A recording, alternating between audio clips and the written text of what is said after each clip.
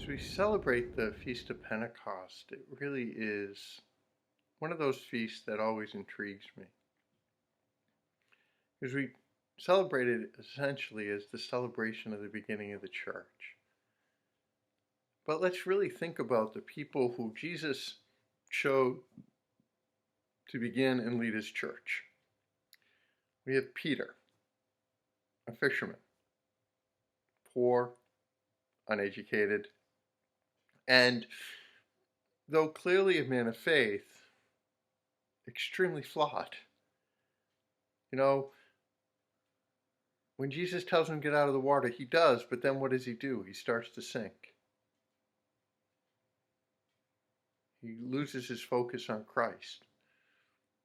When Jesus asks, "Who do you say that I am?" he's very clear. You are the Son of the living God.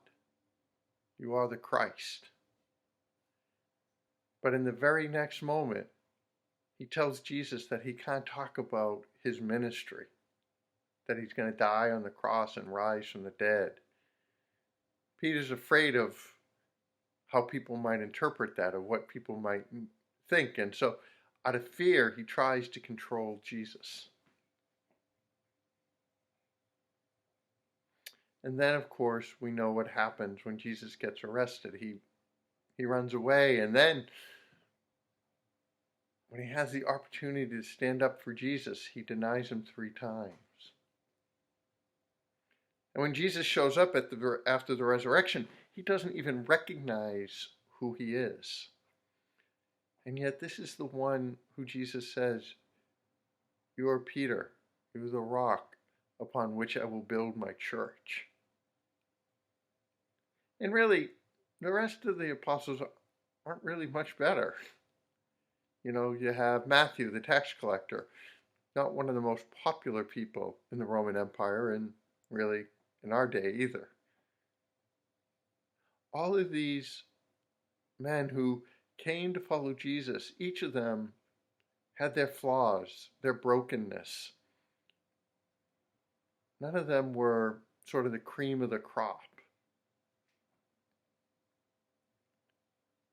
And yet these are the people Jesus chose to begin his church. These are the people Jesus chose to place his faith in. And I think there's a really good reason for that. As I always say to people, we are not a church of saints, we are a church of sinners. And we always have to remember that. We're not the church of the perfect.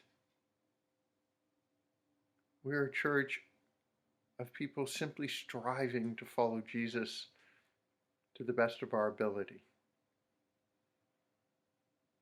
And we also have to recognize that Jesus, that our God chooses us, not in spite of our flaws. He chooses us to be part of his church simply, because he loves us. And Pentecost reminds us of what that love means. It is such a wondrous gift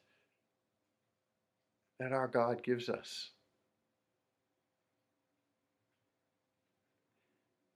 And so when we begin to look at our church and we look around at the people who are in it, we don't see the saints of perfection. And for many people, that can sort of come across as we're being hypocritical. You're not living out the faith that you preach. And I have to respond, you're right. I don't at times, because I'm imperfect. I try.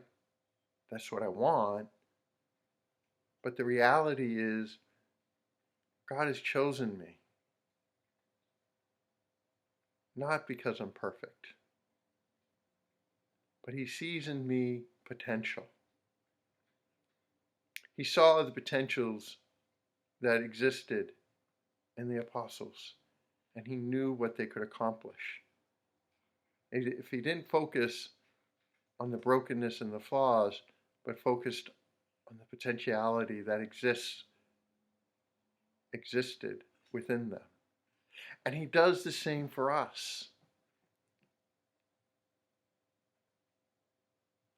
We're not here to exclude people. Yes, we'll tell people that things they're doing wrong. We'll tell people they need to change their lives for the simple reason that that's true of every single member of the Catholic Church. But like God,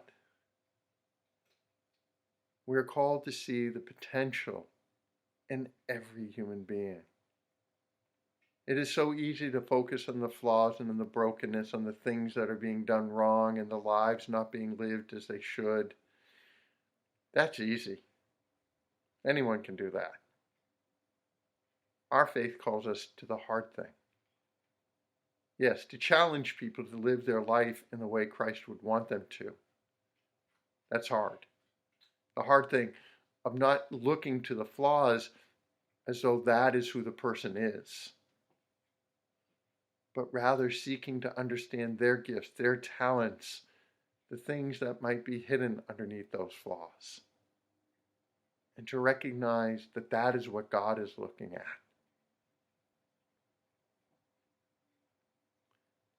Let us really then embrace our faith. Let us embrace it for what it is truly about. Yes, it is about challenging, but challenging in love. And it is about acceptance of the person for where they're at, but even more powerfully, acceptance for who they can be if they are truly in a relationship with Christ. And that's what Pentecost reminds us about. It's not that our church was started by a bunch of saints, because it really wasn't. As Jesus handed over his church, it was to very flawed individuals, very broken individuals.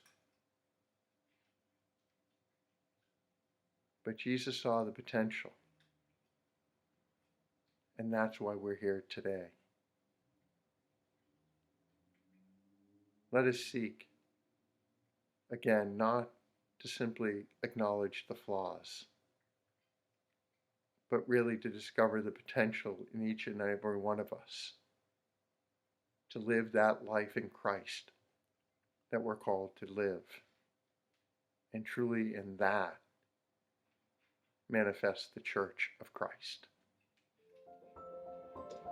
God bless.